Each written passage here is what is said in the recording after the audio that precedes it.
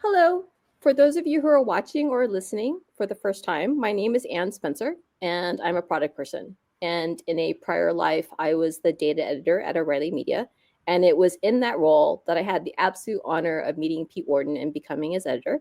And over the past 10 years or so, we've had a lot of conversations about machine learning, AI, and what's happening in the industry overall. And we recently decided to record some of our chats.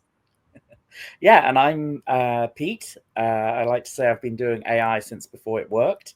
I was on the TensorFlow team, now doing a startup. And yeah, I've really enjoyed my conversations with Anne, and so thought it was about time we recorded them. Absolutely. So, for people who are new to the series, earlier on, Pete and I did an episode on language models, right? And in that, we touched briefly upon speech to intent, or when we talk to things, they actually understand what we're saying in natural language, right?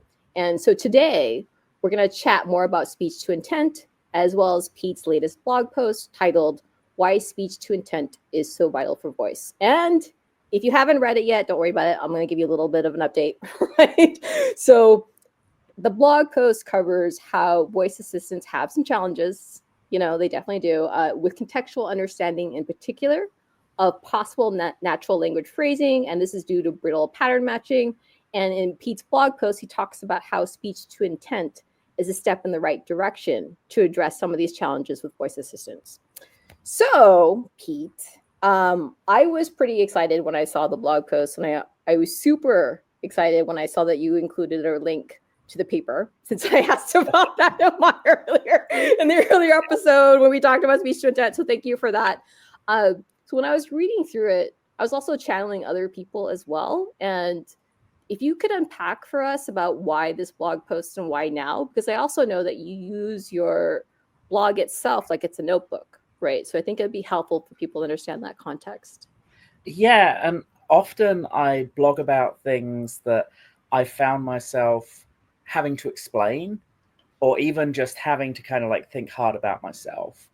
And one of the things that a lot of people don't get, like when you use ChatGPT and you have a conversation with it, it really feels like having a conversation with another person. It's like, okay, cool, this stuff is solved. The tough part is explaining that getting that model that you're talking to do anything other than generate text, like talk back to you, to actually take an action is actually an unsolved problem. Even though to people, like if we think, well, if you can have a conversation about it, you can make it happen. But for these models, you can talk all you want about turning on a light, and it can have a very meaningful conversation about the actions of turning on a light. But if you want a model to respond to all of the different ways that you might ask a person to turn on a light, the model's just like, I don't know what to do. And this was actually really helpful feedback I got from several people who emailed me or talked to me after the blog post article, Mm-hmm. where they said, oh, I didn't realize that wasn't already a solved problem. Love that. Yeah. Totally love that. So Love that it. that was really the seed of this. Was I know from trying to do this and implement this that it's not a solved problem, but a lot of other people out there in the world don't actually know that this is a significant barrier to a lot of things we'd like to be able to do. So speaking of significant barriers, I know that you touched upon quite a few that I've actually personally experienced, but the one that jumped out to me at the blog post was how you referred to the rule-based approach as being a big reason why few people use voice interfaces. So can you unpack that a little bit for me and for the people that are listening right now? Yeah, so I actually ended up digging through the Azure AI API documentation, because anything that deals with voice, if you're trying to build a voice interface, you need something to be able to understand what people are saying. And for most voice interfaces, you want something to happen when somebody says something. And so I picked on Azure not because they're uniquely bad, but because this is kind of the state of the art of things at the moment. And what they have you do if you're a programmer, it's essentially the same as like regular expressions. Or, another analogy I've used is if you're old enough to have played text adventures from the 1980s and you can type go north, but if you type go up, it's like, I don't know which direction up is. And so you have these very rigid rules. And the Azure example is about an elevator control. And they say, they've got a pattern to match, go to floor 7. And what I noticed was that pattern does not match if you say go to 7. It's going to say, what's a 7? Like, I don't know. And so when you're manually creating these rules as a programmer, you end up having to think of every possible combination that's of a way that somebody could say something. And of course you can't.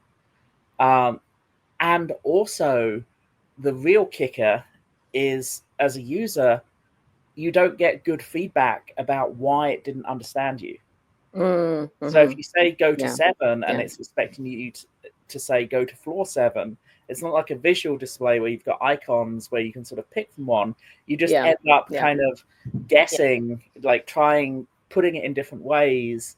And unless you're, trapped in a basement that's flooding and you desperately need to, need to get out, it's like you're probably just going to give up and say, oh, it's just easier to press the button, and you're never going to use that voice interface again. And so this rigid kind of like 1980s style rules-based grammars, they're a big reason why voice interfaces are so terrible right now. For sure. And so also something that you mentioned, like in the post, was definitely this whole advocacy, right, of speech to intent as being vital for this, right, to address some of these issues that you're talking about. So how did you come across, or how did you come to the conclusion that speech to intent is the vital approach to help address some of these challenges, right? So part of it was just figuring out that those are the words that the research community uses for this problem. Right.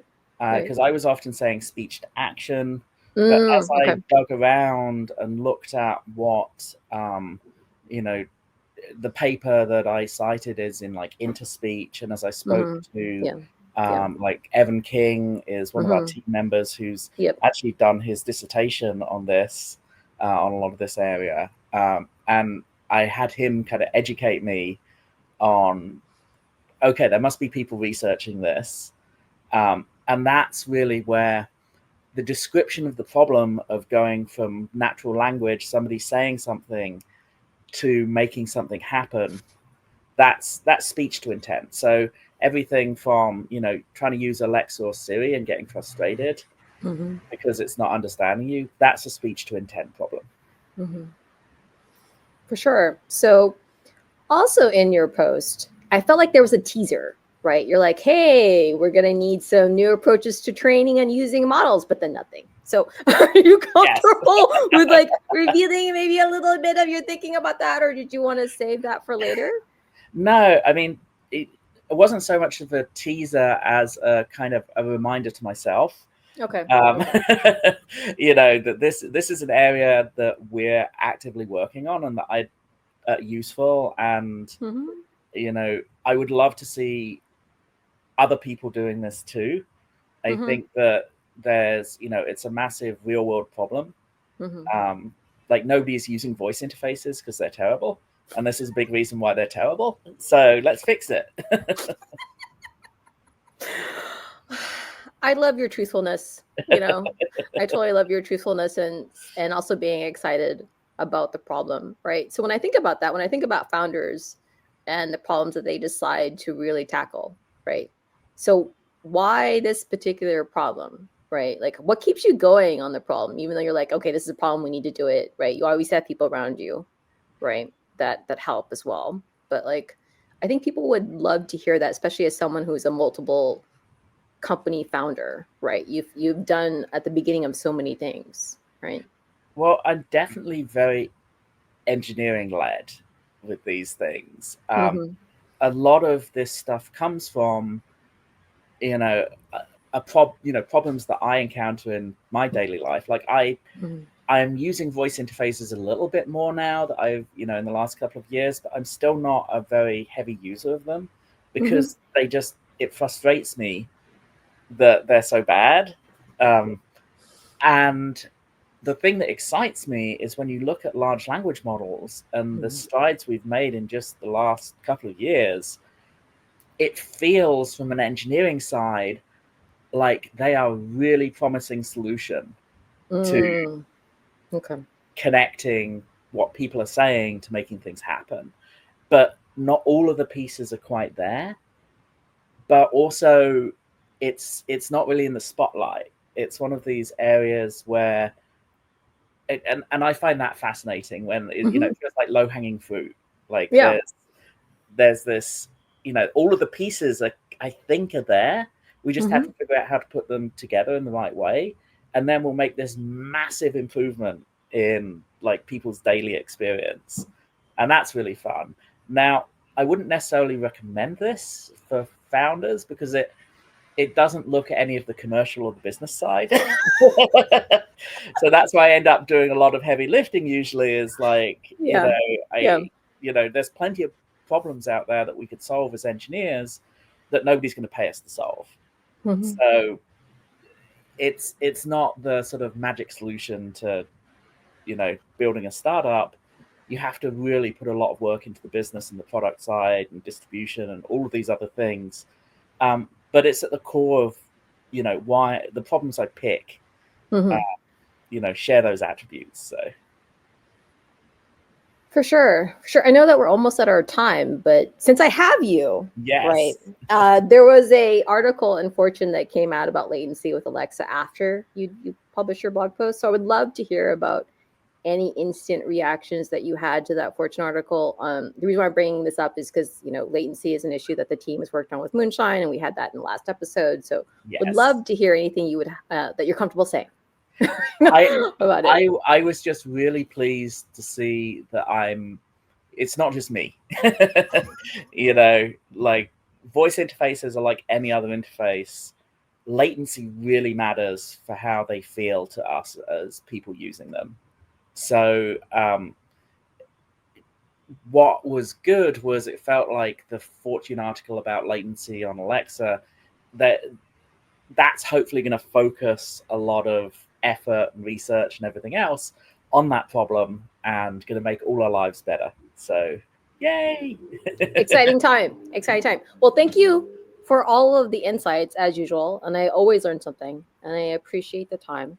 So I think we're definitely at time, so we're going to sign off, right? And stay dry. Yes. Thanks so much, Every service go. Thanks everyone. Okay, bye.